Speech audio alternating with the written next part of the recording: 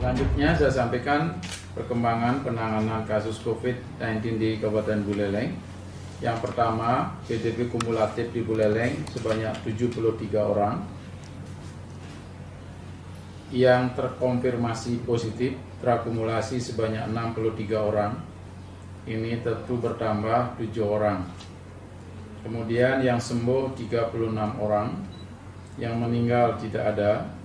Yang sedang dirawat di Buleleng 22 orang, yang masih dirujuk di Denpasar 5 orang, dan ada pasien Buleleng yang langsung dirawat di provinsi itu di Denpasar tanpa melalui gugus tugas kabupaten sebanyak 7 orang.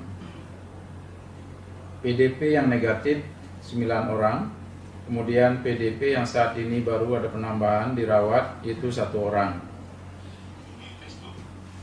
Kedua, ODP kumulatif di Buleleng 100 orang dan seluruhnya sudah selesai masa pantau. 3. Orang tanpa gejala terakumulasi sebanyak 1.202 orang. Yang sudah selesai masa pantaunya sebanyak 1.035 orang. Yang masih melakukan karantina mandiri sebanyak 166 orang. Yang dikarantina di Gerimas sudah tidak ada. Yang masih orang tanpa gejala ini yang masih berada di RSUD 1 orang. Jumlah kumulatif pemantauan terhadap pelaku perjalanan wilayah terjangkit atau negara terjangkit dan juga wilayah transmisi lokal sebanyak 3.262 orang. Yang selesai masa pantaunya sebanyak 3.034 orang. Yang masih kita pantau saat ini adalah 228 orang, terdiri dari pekerja kapal pesiar 155 orang, TKI lainnya 50 orang, pulang dari luar negeri dan lain-lain 2 orang, orang yang datang dari daerah transmisi lokal di Indonesia sebanyak 21 orang. Demikian yang bisa saya sampaikan, saya kembalikan kepada host.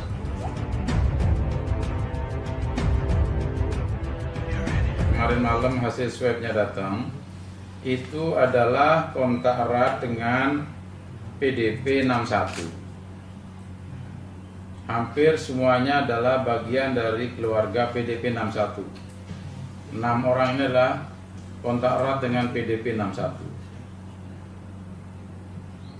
Ya, kemudian satu lagi adalah kontak erat dengan PDP 62.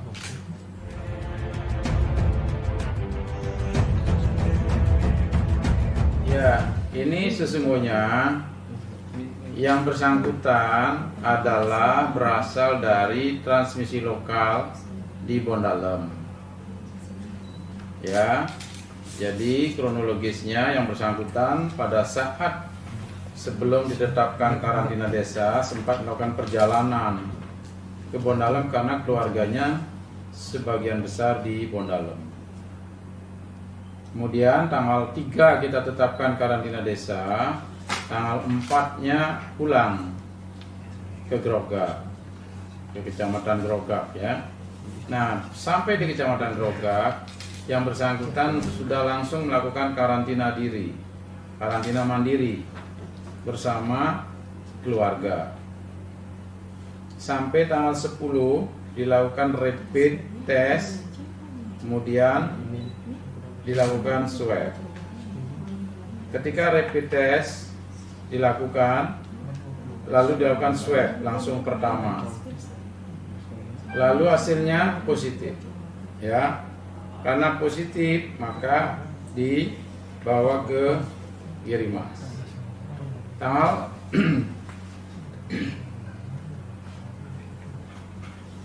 Tanggal 10 Mei, dari tanggal 4 ke tanggal 10 Mei dilakukan rapid test, hasilnya negatif, swabnya negatif. Tanggal 18 Mei dilakukan swab kedua, hasilnya positif, sehingga ini di karantina di Gerimas. Tracing kita ada 26. Ya, dari 26 itu 23 negatif. lalu 3-nya positif.